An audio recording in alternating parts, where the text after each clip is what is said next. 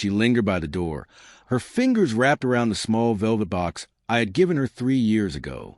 The space between us felt heavy, the kind of silence that presses down on your chest.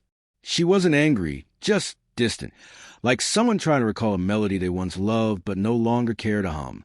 "I don't need the ring today," she said softly, her voice carrying a slight tremor, as if carefully practiced. Those 6 words hovered between us, deliberate and final, like the echo of a door closing somewhere far away. I had no words. I'd spent the morning waiting for her, coffee gone cold on the table, hoping today might feel different.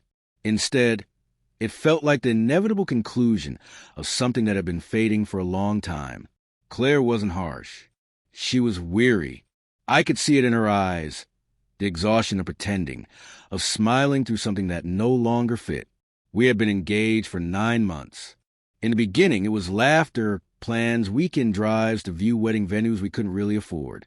She adored vintage dresses and intimate ceremonies, insisting love should whisper, not shout. But somewhere between selecting flowers and finalizing the catering, the whisper vanished. Her texts stopped carrying warmth. Phone calls became curt. Our dinners were reduced to perfunctory exchanges of, "How was your day?" and "Fine."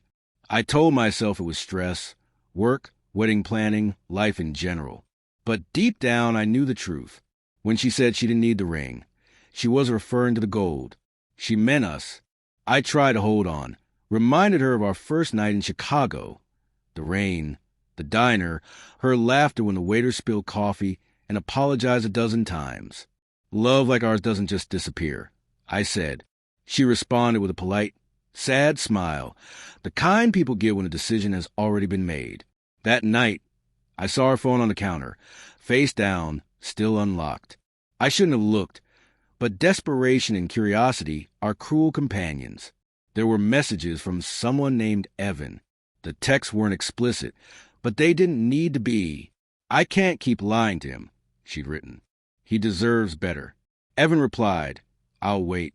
Just be sure." That was 2 weeks ago.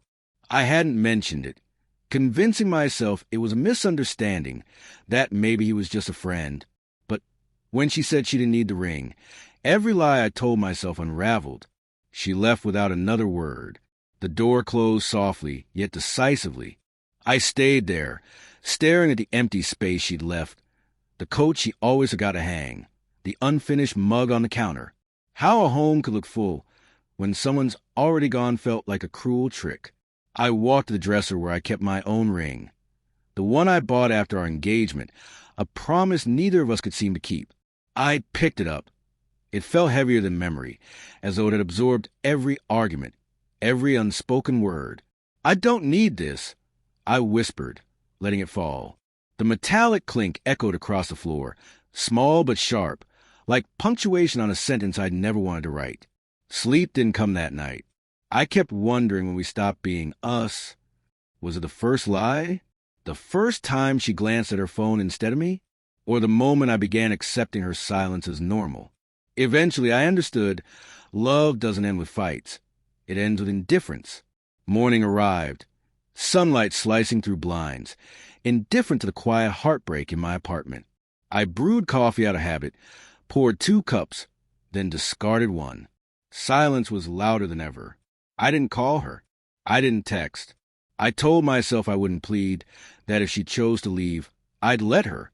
But every part of me wanted to hear her voice, if only to end things properly. By noon, I gave in. I drove to her place. Our place, really, since I had spent half my life there the past few years. The door was unlocked. Boxes lined the hallway. Her shoes were gone, her books missing from shelves. The engagement photo we had taken at the beach lay face down, as if she could no longer bear to see our smiles. A note was taped to the fridge. Short, simple. "I'm sorry.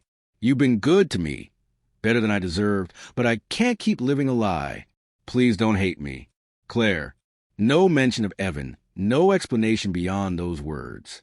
I read it over and over, hoping the ink might shift into something comprehensible. It didn't. I folded it, slipped it into my pocket, and walked away. That night, I met my brother for a drink. He's blunt, no patience for emotional fog. She's gone. Let her go before she takes what's left of you, he said. I wanted to argue, but couldn't. He was right. Yet a question lingered. How do you let go of someone who once felt like home? The following week, I tried to rebuild routine: work, gym, sleep, repeat. But routine has a cruel way of highlighting absence. Passing our old cafe, I could almost hear her soft, teasing laughter. Every phone buzz made my heart jump, before reality reminded me she wasn't coming back. About 10 days later, I received a message from an unknown number. "Hey, I'm Evan. Can we talk?" I stared at it, torn between rage and curiosity. I agreed to meet at a quiet diner the next day. He was already there, nervously stirring black coffee. Younger than expected, early 30s perhaps, with eyes that weren't the kind you expect from someone who took your fiancée. "I didn't come to cause pain," he said. "You deserve the truth."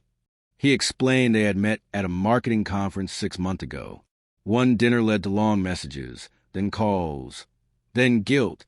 She told him about our engagement, her unhappiness, how I'd stopped listening, how the wedding felt wrong. She wasn't lying about the guilt, he said. She cried every time she spoke of me. I had no words. I wasn't angry, not anymore, just hollow. Leaving the diner, the evening air bit harder than usual. I walked until I reached the park where I had proposed, taking the benches, the lake, the oak tree. Everything looked unchanged, but nothing felt the same. I pulled the note from my pocket, read it once more, then let the wind carry it away. Perhaps closure doesn't arrive with explanations. Maybe it comes when you stop demanding them. I realized something fundamental. Love isn't about holding on when someone's already gone. It's about having the courage to let them go and still wish them well. I hadn't worn the ring since that morning. Sitting behind the wheel, I looked at my empty hand and smiled for the first time in weeks. "You were right, Claire. You didn't need the ring that day," I whispered. Then, catching my reflection in the rearview mirror, I added, "Neither do I."